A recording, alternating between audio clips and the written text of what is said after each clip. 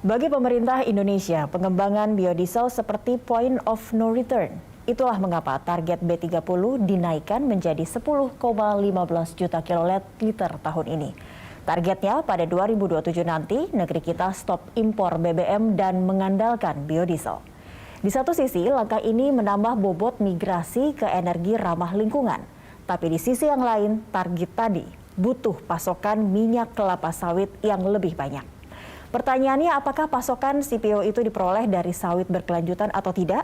Lalu apa yang mesti dilakukan untuk mengembangkan biodiesel yang membawa maslahat bagi lingkungan dan kantong pemerintah? Bersama saya Cakri Miller, inilah Green Talk. Dan saat ini sudah hadir bersama kita ada Bapak Joko Siswanto, Sekjen Dewan Energi Nasional, dan juga Bapak Hageng Suryo Nugroho, tenaga ahli utama dari Kantor Staf Kepresidenan KSP untuk bidang energi. Selamat siang, terima kasih sudah hadir bersama kami, Bapak-Bapak sekalian. Saya ke Pak Hageng. Pak Hageng, ini komitmen pemerintah. Kalau kita ingin bertanya apa kabar ya begitu ya, komitmen pemerintah dalam pengembangan bahan bakar nabati ini sudah sampai di mana begitu perjalanannya atau progresnya begitu hingga saat ini? Kalau kita lihat dari tahun 2015 hingga sekarang, progres perjalanan biodiesel ini memang terus secara gradual dan progresif menunjukkan kemajuan. Komitmen yang cukup jelas ditunjukkan oleh Bapak Presiden Jokowi yang terus mendorong penggunaan biodiesel berbasis kelapa sawit, dan Bapak Jokowi juga terus mengingatkan untuk mengedepankan kesejahteraan petani kelapa sawit. Di samping yang kedua juga menjaga defisit neraca akibat perdagangan impor dolar. Dan yang terakhir ada kesejalanan atau keselarasan dengan transisi energi berbasis fosil menjadi energi baru terbarukan, di mana pemerintah juga telah meratifikasi Paris Agreement dan juga hal ini juga dikuatkan dengan program Net Zero Emission yang akan mendukung ke arah situ. Yang terakhir, beberapa hari yang lalu, Mbak Cakri, Pak Presiden 4 hari yang lalu memberikan arahan juga terkait dengan manfaat sumber daya alam sebesar-besarnya untuk kemakmuran rakyat. Dan ini tentunya juga dikuatkan untuk pemenuhan kebutuhan dalam negeri terlebih dahulu.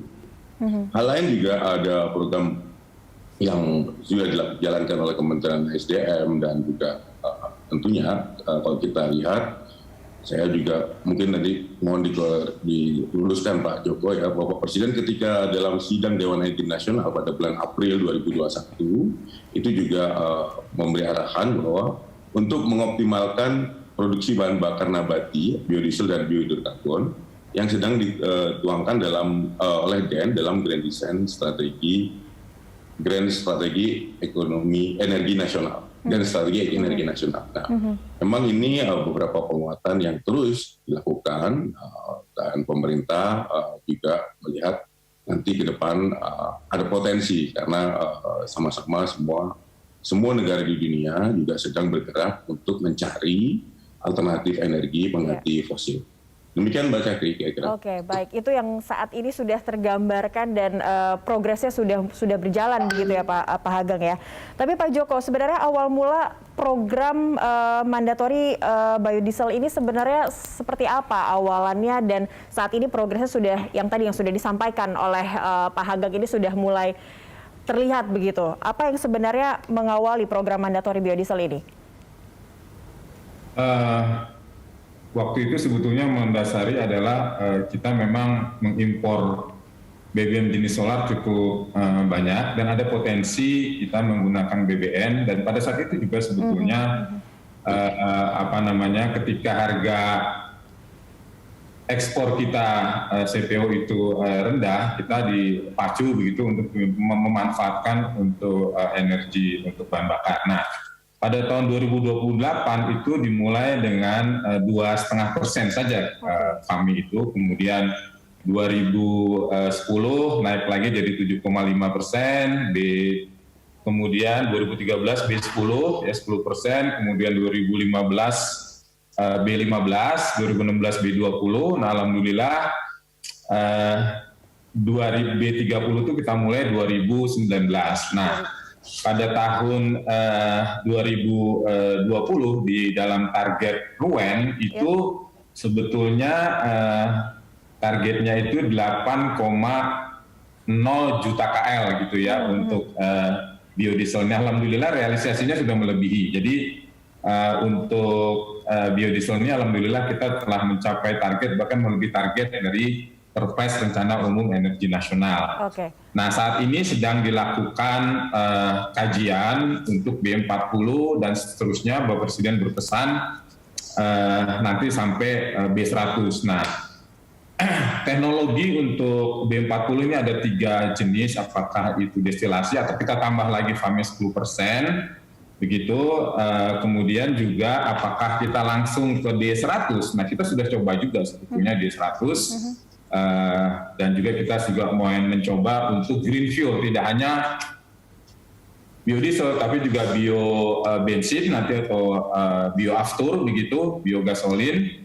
Nah, dengan katalisator nanti merah putih yang sedang kita bangun pabrik katalisnya kerjasama antara Pertamina, PT Pupuk dan ITB. Jadi ke depan bioaftur juga sudah kita coba 2,5%, sama seperti B20 diesel awalnya kita 2,5%. Nah, ini rencana ke depannya seperti itu, Mbak Satri. Ke depannya kita akan tingkatkan terus, bahkan di dalam RUEN itu terus meningkat kira-kira 1 juta KL ya untuk peningkatan biodieselnya setiap tahunnya. Baik. Nah, ini itu tadi sudah dikatakan oleh Pak Joko seperti itu, roadmap-nya sudah ada dan sudah dijalankan begitu, Pak Hagang. Saya ke Pak Hagang. Nah, ini ada tidak hasil yang sudah dicapai dari program itu, dan untuk roadmap ini sendiri bagaimana tanggapan dari Presiden sendiri untuk realisasi lebih konkret dan lebih secara keseluruhan begitu? Sudah sejauh mana Pak Hagang? Memang kalau kita lihat program pencapaian program pengembangan biodiesel ini sejak tahun 2017 itu telah terbukti menguntungkan secara ekonomi. Artinya kita lihat dari, saya mempunyai data bahwa di tahun 2021 B30 ini menggunakan volume 9,2 juta, perkiraannya 9,2 juta kiloliter atau setara dengan 57,86 juta barrel per tahun. Lalu dari situ kita mendapatkan penghematan devisa sebesar 56,26 triliun. Artinya ada penghematan devisa dari shifting itu sebesar 56,26 triliun.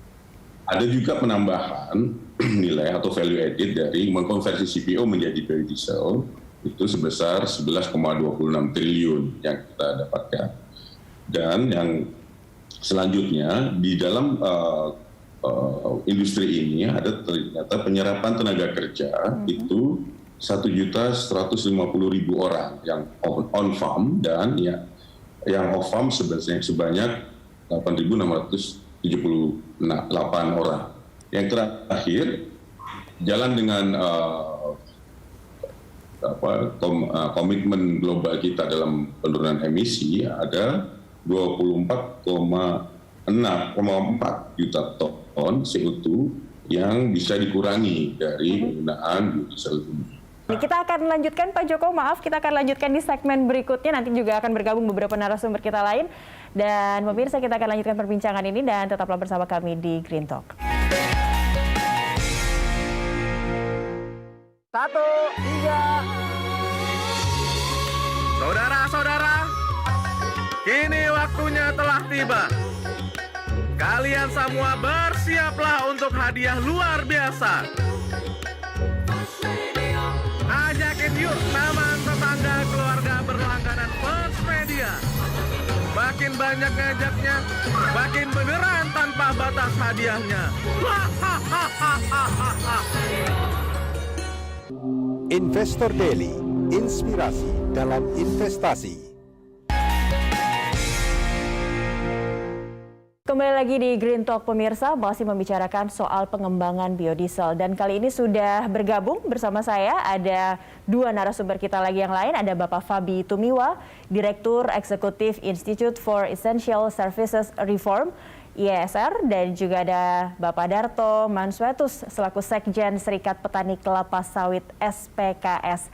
Baik, nah ini kita sudah berempat ya, sudah bergabung. Tapi sebelumnya tadi Pak Joko sempat terputus begitu di segmen pertama, ingin menanggapi juga apa yang sudah disampaikan terkait hasil dari mandatory biodiesel ini yang disampaikan oleh Pak Hageng. Silakan Pak Joko. Sedikit menambahkan Pak Hageng, jadi dengan suksesnya B30 ini, kita adalah negara Indonesia negara pertama di dunia, Indonesia yang menjalankan program B30 ini. Nah, manfaatnya untuk mengurangi impor solar itu sudah berhasil ya. Kita sudah tidak lagi impor BBM jenis solar untuk yang CN48. Bahkan kita sempat mengekspor solar ke Malaysia karena kita juga masih memproduksi solar dari kilang-kilang kita. Tujuan kedua adalah bahwa kita akan mengembalikan harga ekspor CPO kita di market internasional juga sudah tercapai dengan program B30 ini. Nah, sebetulnya kita akan meningkatkan lagi B40 di tahun ini, tapi karena tujuan utama kita telah tercapai, maka kita tunda sebentar, kita uji coba lagi, dan kita cari teknologi apa yang paling efisien, yang paling bisa diterima secara umum oleh masyarakat di B40 ataupun B50 B100. Demikian Mbak Cetri. Baik, Pak Fabi, ini sebenarnya apa saja sih tantangan dalam pengembangan biodiesel ini kalau dikatakan kita advantage-nya masih punya banyak bahan baku di Indonesia begitu? Memang kalau kita lihat pengembangan biodiesel di Indonesia itu paling tidak menghadapi dua tantangan besar ya. Yang pertama mengenai keekonomian, ini menyangkut dengan harganya sendiri. Karena biodiesel itu adalah substitusi untuk bahan bakar minyak, sehingga keekonomiannya sangat bergantung kepada yang pertama memang harga CPO-nya yang merupakan bahan baku utama untuk biodiesel. Yang kedua adalah minyak yang disubstitusi, ya, yang secara parsial ya. Nah, yang kedua yang selama ini juga menjadi concern dari banyak pihak adalah berkaitan dengan lingkungan ya, sosial dan lingkungan yang berkaitan dengan bukan produksi biodieselnya tapi produksi CPO. Nah, kalau kita lihat memang pemerintah dalam beberapa tahun terakhir seiring dengan keinginan untuk memanfaatkan CPO lebih banyak untuk bahan bakar nabati, coba untuk address concern-concern ini. Ya, yang paling tidak kalau untuk standar lingkungan paling tidak kan yang sudah dikembangkan itu adalah Indonesia Bioenergy Sustainability Indicators ya, yang sebenarnya itu mencakup 3 aspek. Yang pertama adalah indikator lingkungan yang kalau kita lihat di situ ada berkaitan dengan life cycle emission, kemudian pengelolaan limbah, kemudian traceability. Ya, itu menjadi itu penting. Kemudian social indicators itu dalam hal perubahan income, kemudian jumlah tenaga kerja yang diserap tadi juga sudah disebutkan ya oleh Pak Hageng. Kemudian bagaimana pemanfaatan energi ini bisa meningkatkan akses energi di Indonesia. Dan yang keempat adalah indikator ekonomi yang berkaitan dengan produktivitas, kemudian net energy balance, kemudian gross value added, dan kemudian infrastruktur dan logistik untuk distribusi bioenergi. Nah, hal-hal ini yang sebenarnya memang perlu diintegrasikan, terutama kalau kita lihat ya semangat Presiden penggunaan bahan bakar nabati. Kalau kita runtut ya dari awal itu adalah ingin memberdayakan petani sawit yang tadi sempat dikatakan oleh Pak Joko, yang sebenarnya ketika program biodiesel ini mulai ditingkatkan terutama untuk mempercepat pencapaian B30 dari yang tadinya B5, B10 sampai ke B20, kemudian cepat pindah ke B30 itu ketika harga sawit pada saat itu sedang jatuh. Ya, jadi yang diinginkan Presiden adalah program biodiesel ini diharapkan bisa meningkatkan nilai ekonomi bagi petani sawit ya, khususnya sawit rakyat gitu. Nah, ini harusnya masuk dalam indikator keberlanjutan. Nanti mungkin Bung Darto bisa cerita apakah realitasnya seperti itu, tapi paling tidak intentionnya seperti itu. Dan sekali lagi emisi dan tingkat emisi gas rumah kaca dan kesejahteraan masyarakat itu harusnya hand in hand. Nah, ini yang menurut saya terlepas dari segala pencapaian tadi yang sudah disampaikan, saya kira aspek keberlanjutan itu memang perlu ditinjau, dan kalau kita bilang ingin transparan, ini harus dilaporkan secara berkala. Nah, saya melihat aspek ini yang belum gitu ya, yang sampai hari ini masih belum secara transparan. Misalkan saja ya, kalau tadi kita bicara BBN untuk mendukung transisi energi. Kunci dari transisi energi itu adalah penurunan emisi gas rumah kaca pada sistem energi. Nah, oleh karena itu life cycle assessment dari produk BBN itu yang harus secara juga dilaporkan, tidak saja kumulatif emisi yang bisa dikurangi dari substitusi biodiesel untuk diesel konvensional begitu. Baik, Bang Darto, tadi Pak Hageng sudah mengatakan penyerapan tenaga kerja, baik petani ada on-farm dan juga off-farm. Kalau on-farm saja sudah 1.150.000 orang dan off-farmnya 8.000 orang lebih. Ini jumlah sekian ini boleh tidak kalau saya katakan sudah menggembirakan, happy tidak sih sebenarnya mendapatkan hasil atau kabar penyerapan tenaga kerja untuk di sawit ini sudah sekian besar begitu? Kalau kami di Serikat Petani itu melihat program biodiesel itu dari dua sisi. Yang pertama itu dari sisi keekonomiannya buat para petani sawit. Kita melihat bahwa program biodiesel ini hanya kalau pandangan secara umum begitu, ini hanya merupakan pesta pora para konglomerat saja. Kita tahu bahwa tidak ada satu kelembagaan petani pun itu yang bermitra dengan industri biodiesel ini di sektor hulu. Jadi sebenarnya B20 yang dulu dan juga B30 yang sekarang, tidak ada setetes pun solar yang dihasilkan itu dari produksi para pekebun sawit melalui kelembagaan petani. Karena apa? Karena tidak ada kemitraan yang secara langsung antara industri perkebunan dan juga koperasi milik para petani sawit.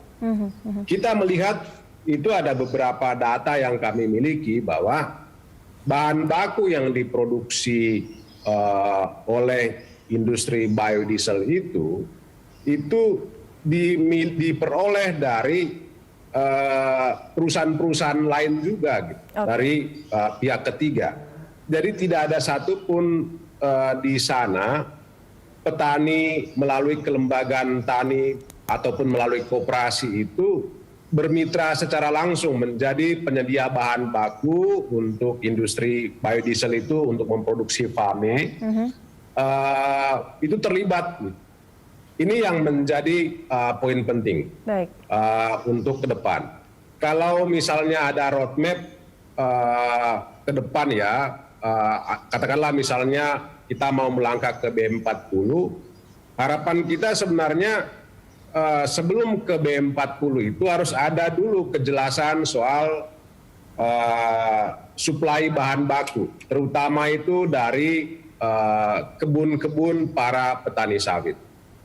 Kita lihat misalnya tidak ada perubahan ekonomi di level petani sawit. Karena apa? Karena secara tradisi para petani sawit swadaya di daerah atau di kabupaten penghasil sawit itu, mereka terus-menerus menjual, sudah menahun, itu menjual ke tengkulak, di mana harga pembelian tandan buah segar sawit itu sangat berbeda dengan harga yang ditetapkan oleh pemerintah. Itu perbedaannya kurang lebih 30%. Kalau misalnya ada indikator seperti tadi yang disampaikan oleh Pak Fabi, sosial indikator, di mana mengharuskan industri biodiesel itu bermitra langsung dengan para petani sawit swadaya, disitulah kemudian baru akan ada peningkatan income para petani sawit itu yang tadinya itu hilang karena mereka menjual ke tengkulak sebesar 30%, Ya. akhirnya mereka peroleh kembali 30% itu karena mereka bermitra dengan Pemerintah, begitu ya. pabrik sawit. Pabrik sawit. Kemudian Oke. poin-poin saya yang berikutnya, mengapa harus dengan petani sawit? Alasan yang paling pentingnya adalah begini, pungutan BPDPKS, Badan Pengelola Dana Perkebunan Sawit, yang kemudian yang diatur oleh Kementerian Keuangan, yang kemudian dana tersebut digunakan untuk mensubsidi industri-industri biodiesel itu telah merugikan para petani sawit. Mengapa? Karena untuk menghitung harga pembelian tandan buah segar sawit itu menggunakan harga CPO. Kalau harga CPO-nya itu dipotong, itu otomatis harga TBS di petani itu akan menurun. Kalau potong di atas, pasti akan berdampak di bawah. Hitungan kami begini, karena potongan sekarang itu adalah sebesar 270 US dollar per ton CPO. Itu dari aturan yang baru, karena harga CPO sekarang itu sudah naik kurang lebih 14.540 rupiah per kilogram CPO. Ya. Dan yang kami hitung adalah itu dengan pungutan sebesar 270 US dollar saja, itu petani sawit di Indonesia itu sudah hilang 600 rupiah per kilogram TBS. Oke.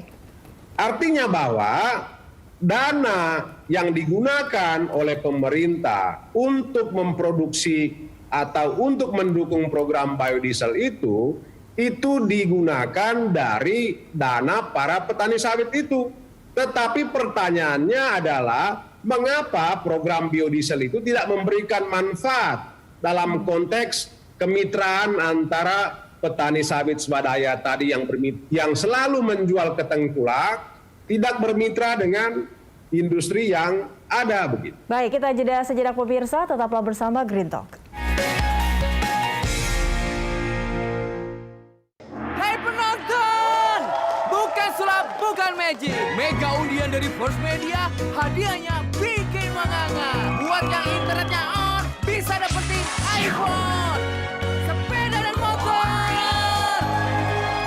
Dan prize-nya unit apartemen.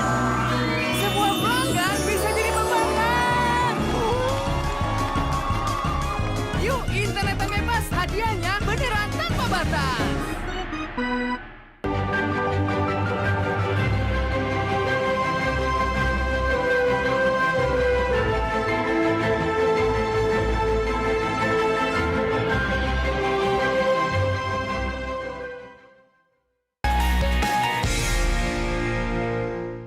Ini kalau Anda katakan terkait transparansinya itu tadi, yang tidak transparan di sini atau mungkin dari sistem yang seharusnya berjalan di sistem pertanian sawit rakyat begitu, harusnya seperti apa supaya ya itu tadi tidak terambil 270 US dollar per ton hingga ada 600 rupiah per TPS begitu untuk sawit. Ini harusnya seperti apa? Bisa singkat saja begitu Pak Fabi.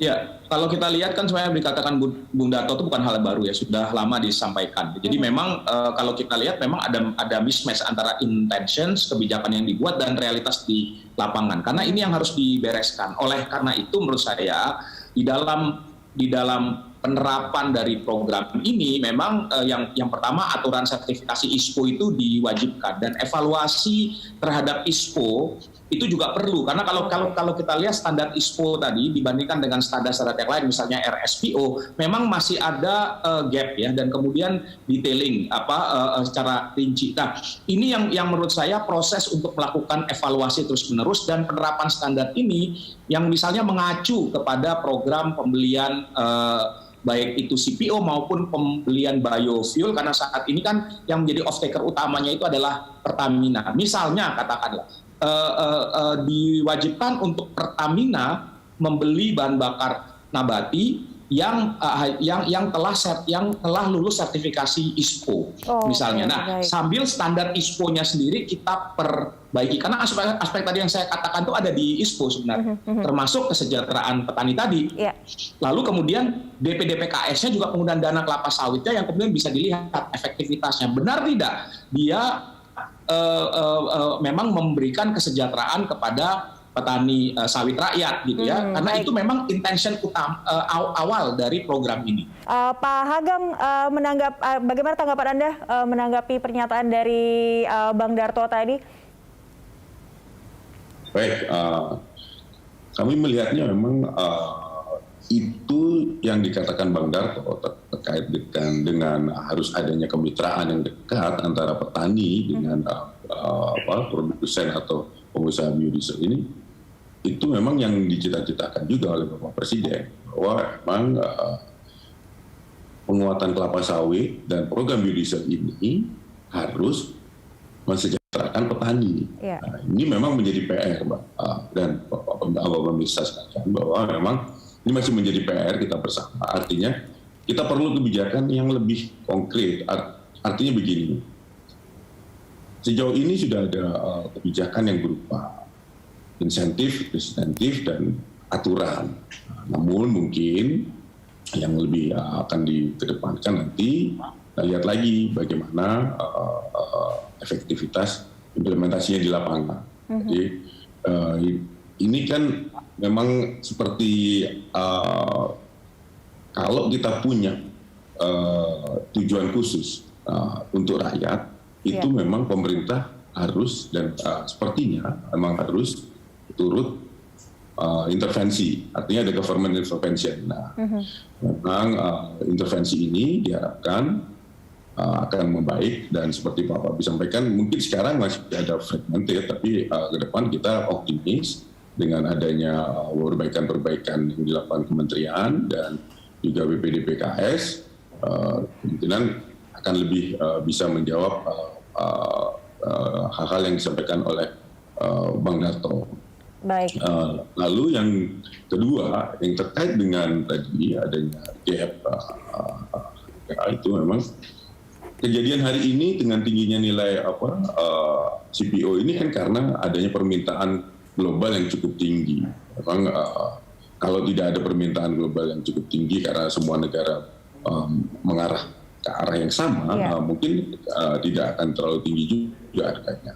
Tapi yang harus dicari tahu kenapa selalu ada diskresi perbedaan harga di lapangan antara ketika petani menjual kepada tengkulak atau kepada industri. Industri seharusnya baik. Nah, diskresi ini ada di kementerian, Mbak. Mungkin kita harus cek ke kementerian masing-masing ya itu. Tapi kami melihatnya secara nasional ini bukan hanya negara kita, Mbak, yang akan konsisten menjalankan ini. Jadi kalau kita tidak juga mengikuti, kita akan susah. Tapi kita juga tadi seperti saya sampaikan, kita juga mempunyai comparative advantage, sehingga kita harus bisa terus menaikkan nilai value added dan nilai ekonomi yang bisa kita dapatkan. Pak Joko, ini yang dilakukan pemerintah supaya kekhawatiran terhadap dampak kerusakan lingkungan akibat pengembangan biodiesel ini tidak terjadi,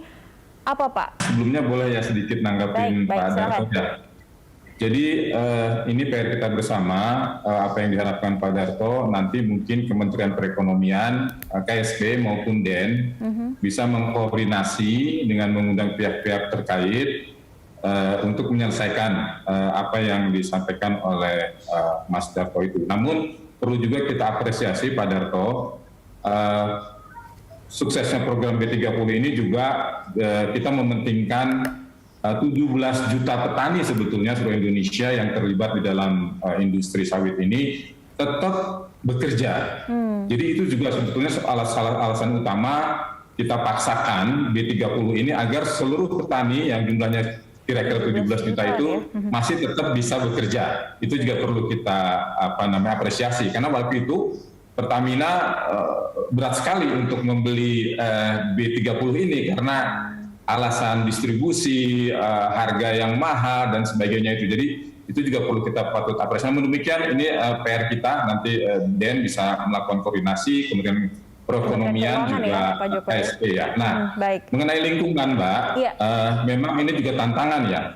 Tidak hanya di dalam negeri tetapi di luar negeri juga. Jadi isu lingkungan ini mereka mengatakan bahwa Indonesia itu bikin kebun sawit itu dengan membakar hutan, polusi gitu ya. Yang kedua, masa sih bahan pangan dijadikan bahan bakar, sehingga ini polusi juga, sehingga sempat ada isu di luar negeri bahwa ekspor CPO kita itu akan di-ban gitu ya, akan ditolak karena kita membakar hutan dan itu permasalahan kita. Nah, kita ingin menyarankan bahwa sebenarnya Menteri Pertanian sudah berjanji dan menyediakan roadmap untuk hutan tanaman energi maupun hutan tanaman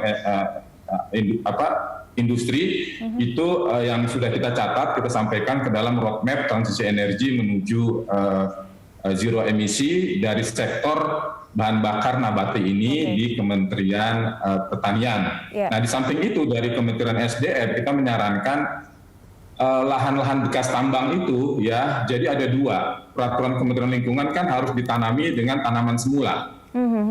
Untuk menuju lingkungan ini ada 2 saran kita, yaitu yang pertama kita pasang solar cell begitu ya, atau hutan tanaman industri atau tanaman sawit ini. Jadi ada beberapa solusi untuk kita mengatasi lingkungan ini, Mbak. Terima kasih. Oke, dan itu sudah ada di roadmap yang tadi Anda katakan ya, sekaligus memikirkan bagaimana sih teknis yang tepat supaya kita juga tidak terus-terus merusak lingkungan begitu, apalagi membabat hutan. Baik, kita akan jeda terlebih dahulu, Bapak-Bapak, kita akan lanjutkan perbincangan ini masih mengenai pengembangan biodiesel di segmen berikutnya. Jangan kemana-mana pemirsa.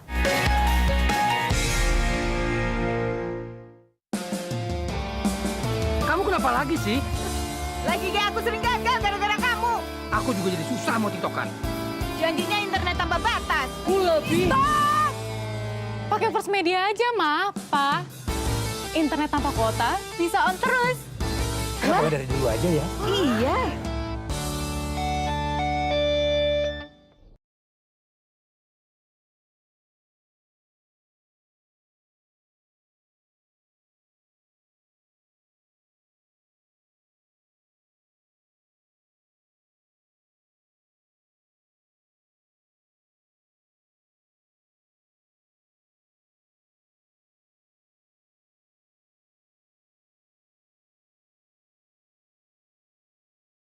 Pak Fabi dan juga nanti Bang Darto, ini pertanyaan yang sama untuk Anda. Saya ke Pak Fabi terlebih dahulu. Ini apalagi sebenarnya yang mesti dilakukan oleh pemerintah untuk memastikan agar pengembangan biodiesel ini bisa menguntungkan dari sisi ekonomi, sosial dan juga lingkungan begitu, Pak Fabi? Yang jelas tadi yang saya sampaikan ya, bahwa kita ini tujuan dari salah satu ya, kalau kita lihat kan tujuan pemanfaatan biodiesel kalau dari sisi pemerintah itu yang pertama memang mengurangi impor BBM, dan tadi disampaikan oleh Pak Joko memang kita cukup berhasil ya. Lalu ke depan juga dalam rangka mengurangi impor, bahkan kalau target pemerintah kan sebelum 2030, bahkan Pak Menteri kemarin bilang 2027 ya, sudah nggak lagi impor BBM itu.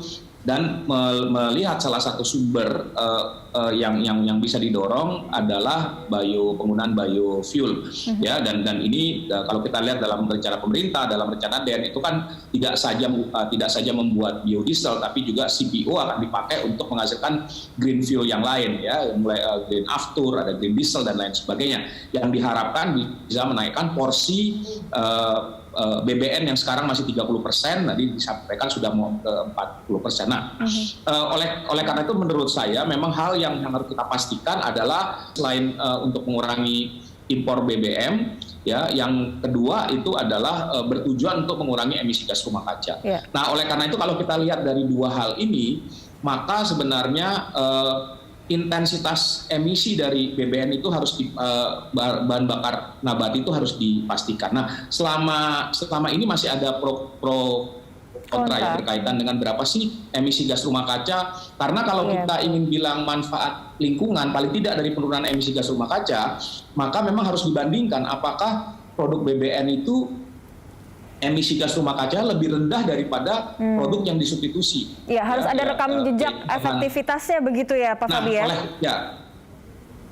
Dan ini yang menjadi penting, transparansi dari data. Nah, kita sendiri sampai hari ini kalau saya lihat ya kita belum punya satu data yang terintegrasi berapa sih kalau dari sumber-sumber BBN itu life cycle analisisnya untuk carbon footprint-nya berapa gitu. Karena ini yang sekarang masih menjadi kontroversi ya. Dan menurut saya kalau kita ingin menunjukkan bahwa ada penurunan emisi gas rumah kaca dari substitusi BBM ke BBN, ya, maka kita harus transparan juga sehingga mudah untuk mengcounter argumentasi-argumentasi yang mengatakan bahwa kebijakan biodiesel di Indonesia atau biofuel di Indonesia itu mendorong deforestasi atau mendorong menyebabkan peningkatan emisi gas rumah kaca, karena itu yang menjadi sentral kritik gitu. Nah, ini yang menurut saya kuncinya adalah melakukan kajian atau melakukan pendataan yang transparan dan hasilnya bisa dipublikasi secara berkala.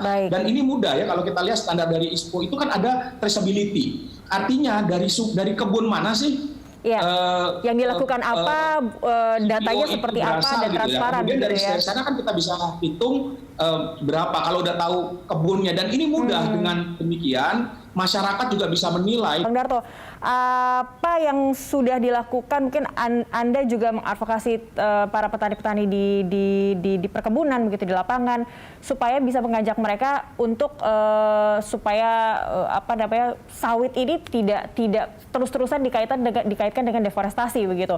Apa yang bisa dilakukan, Bang Darto? Kalau terkait dengan aspek deforestasi dan dalam hal itu terkait juga dengan petani, kita itu kan sebenarnya selama 3 tahun kemarin, dari tahun 2018 sampai dengan tahun 2021 per Oktober, kita itu punya payung hukum gitu ya, kurang lebih seperti itu, namanya Inpres Moratorium Sawit. Nah, tetapi Pak Presiden belum melanjutkan Inpres tersebut untuk kemudian diteruskan ke depan. Itu untuk memastikan soal perlindungan hutan dan juga peningkatan produktivitas perkebunan sawit. Nah, Inpres itu memiliki tujuan apa? Satu itu adalah bagaimana menggenjot produktivitas dari existing plantation, dari kebun-kebun yang ada ditingkatkan produktivitasnya. Mengapa? Karena produktivitas kita sekarang itu sangat rendah kalau dibandingkan dengan Malaysia, kita ketinggalan jauh. Nah, kemudian yang kedua itu ingin melakukan evaluasi perizinan usaha perkebunan dan juga untuk memastikan perlindungan soal aspek-aspek kehutanan, termasuk diantaranya bagaimana untuk mengakselerasi ISPO, Indonesian Sustainable Palm Oil, di level petani, dan juga melakukan pendataan perkebunan rakyat, baik di areal penggunaan yang lain atau di legal area, ataupun di dalam kawasan hutan. Karena begini, kalau data yang dirilis oleh Kementerian Pertanian itu menyebutkan kebun rakyat itu luasnya 6,7 juta hektar. Sementara analisis yang dilakukan oleh teman-teman lain, oleh dari organisasi masyarakat sipil melalui pendekatan citra satelit, itu kebun rakyat kita itu nggak nyampe 6,7 juta hektar itu, tetapi hanya 1,9 juta hektar. Jauh sekali perbandingannya. Untuk terutama untuk luasan kurang dari 25 hektar. Tetapi poin saya begini, pertama tadi itu adalah Inpres tersebut mungkin nanti Pak Hageng bisa komunikasikan ke Pak Presiden agar Inpres tersebut dilanjutkan karena sangat memberikan manfaat buat sawit Indonesia. Mengapa? Karena kita di tahun 2021 itu sudah overstock CPO, itu 5 juta ton. Dan land banknya itu ada 5,5 juta hektar yang memang masih punya izin tapi belum dibuka. Kalau itu dibuka semua, maka kita oversupply. Kalau oversupply, maka dampak buat ekonomi di sawit itu akan berbahaya. Baik, akan anjlok ya. Kemudian Baik. yang kedua itu soal strategi dana di BPDPKS. Tadi Bang Fabi itu sudah menyampaikan untuk ISPO. Tetapi kita lihat misalnya, tidak ada strategi pendanaan di BPDPKS itu untuk mendukung perkebunan sawit berkelanjutan Indonesia. Dalam hal apa? Dua hal. Satu, mendukung percepatan Indonesian Sustainable Palm Oil. Dan yang kedua, mengimplementasikan Inpres nomor 6 soal Rencana Aksi Nasional Sawit Berkelanjutan, di mana perintah dari Inpres nomor 6 tersebut di daerah kabupaten penghasil sawit itu harus memiliki rencana aksi daerah sawit berkelanjutan di daerahnya.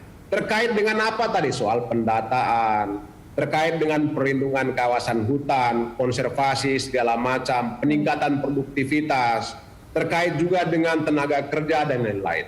Tetapi dana di BPDPKS itu tidak sepeser pun untuk mendistribusikan ke daerah penghasil sawit untuk mendukung kerja-kerja kabupaten mengawal perkebunan berkelanjutan atau membuat rencana aksi daerah berkelanjutan itu, dan juga untuk mengimplementasikan Indonesian Sustainable Palm Oil. Baik, Bang Darto.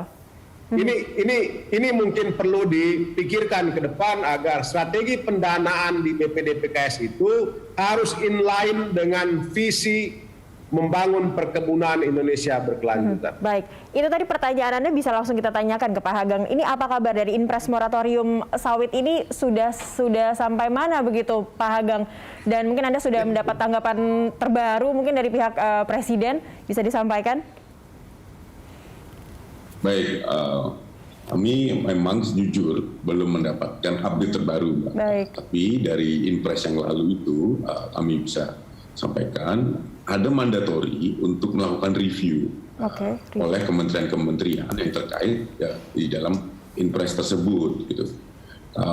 Artinya saat ini mungkin sedang dilakukan review itu, gitu. Ada 6 kementerian terkait di dalam Inpres tersebut. Dan kami kalau pada kesempatan pertama nanti setelah ini saya setuju, kami akan coba koordinasi dengan kementerian terkait ya Pak Darto, bagaimana ini, apakah kita proceed untuk perpanjangan atau tidak. Sebenarnya di dalam Inpres tersebut juga mengadarkan adanya intensifikasi atau adanya keharusan untuk agar ada peningkatan produktivitas, gitu. Bagaimana cara kita untuk melihat bahwa moratorium perluasan kebun baru, tapi intensifikasi itu suatu keharusan, dan ini yang mungkin menjadi titik beratnya. Kalau boleh disampaikan tidak lebih lanjut, semua arahan dari Presiden dan program biodiesel ini juga masuk di dalam amanat RPJMN 2020 hingga 2024. Di mana titik beratnya adalah program biodiesel Indonesia dapat berbasis kerakyatan. Jadi memang ini titik beratnya itu bukan biodieselnya sebenarnya. Kalau saya lihat Presiden ini lebih kepada bagaimana biodiesel ini secara sejalan juga meningkatkan kesejahteraan rakyat. Kesejahteraan rakyat, ya. Kalau hal ini belum terjadi hari ini menjadi tantangan yang perlu kita jawab bersama. Jadi saya juga menyambut secara terbuka ajakan Pak Sekjen untuk nanti berkoordinasi dengan kementerian lain, ya, dan juga untuk membahas bagaimana kira-kira nanti program ini bisa langsung berhubungan, dan artinya ada multiplier efek yang langsung bisa dirasakan oleh rakyat, begitu ya Pak? Itu kira-kira, Mbak. Baik. Nah Pak Joko, ini ada tidak sih sebenarnya potensi komoditas lain yang bisa digunakan sebagai bahan baku biodiesel, dan ini pengembangannya sudah sejauh mana Pak? Kalau memang ada pengganti atau ya ada hal lain yang bisa digunakan untuk itu? Ya, sebetulnya ada alge, ada juga minyak kemiri, gitu. Juga ada dari ranting-ranting pohon itu sedang presentasikan. Nanti di depan Pak Menteri, tinggal menunggu waktunya. Tapi sebelum itu saya sedikit menanggapi Pak Darto tadi. Pak Darto, saya pernah juga jadi pengawas di BPDPKS. Nah, pada saat dana itu ingin disalurkan ke sebagaimana tadi keinginan Pak Darto, itu datanya tidak lengkap pada saat itu. Juga proposalnya yang diajukan juga masih dievaluasi. Tadi Pak Darto menyampaikan data dari satelit dengan Kementerian Pertanian juga kan bedanya jauh sekali. Pada saat data itu sudah mulai lengkap nih, tiba-tiba harga FAME dan solar itu jauh sekali. Sehingga di tahun 2020 itu sempat habis Pak dananya itu. Habis untuk membayar selisih FAME dengan solar. Sehingga kita minta lagi ke Kementerian Keuangan, tapi nggak boleh buat dana itu, tapi buat petani. Gitu. Tapi pada prakteknya ya harus disisihkan juga untuk pembayaran itu, gitu. Karena kan kita jual solar 5.150, sementara beli FAME-nya sudah besar sekali, gitu. Sehingga selisihnya itu waktu itu sampai Rp5.060 per liter. Nah, alhamdulillah sekarang dana sudah ada lagi dan data sudah mulai lengkap. Tinggal proposal yang bagus gitu Pak Darto dirapatkan bersama dengan BPDPKS, saya yakin bisa terlaksana di tahun ini Pak. Demikian, terima kasih. Baik Pak Joko, kita akan lanjutkan perbincangan kita setelah ini, tetaplah bersama kami.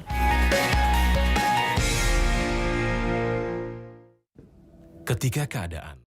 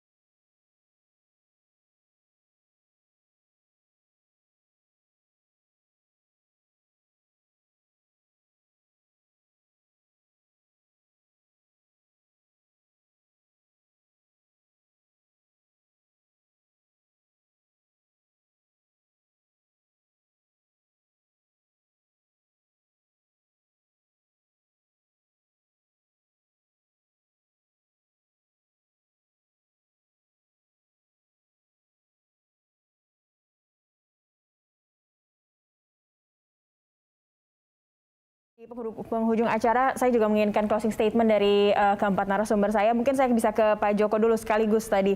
Singkat saja Pak, ini ada terkait transparansi, ada juga pendataan kebun rakyat juga tadi, dan moratorium, dan pengembangan teknis ataupun infrastruktur yang bisa dilakukan.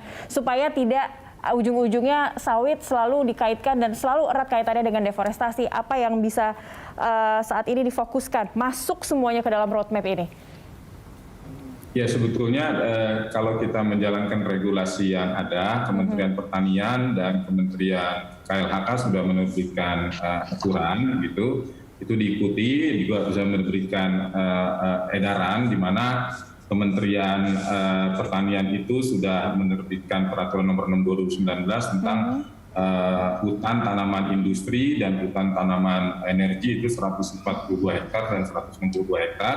Juga surat edaran dari Kementerian Pertanian itu sudah juga diterbitkan, tidak boleh lagi membakar hutan gitu maupun kebun. Nah ini kalau kita tertib menjalankan itu di lapangan, itu akan mengurangi efek negatif daripada lingkungan. Dan data-data tadi, alhamdulillah sekarang IT kita sudah semakin maju, bisa terkoordinasi sehingga ini bisa datanya akurat, sehingga implementasi terhadap penyaluran dana di PPKS itu bisa terlaksana. Jelas, begitu ya Pak ya?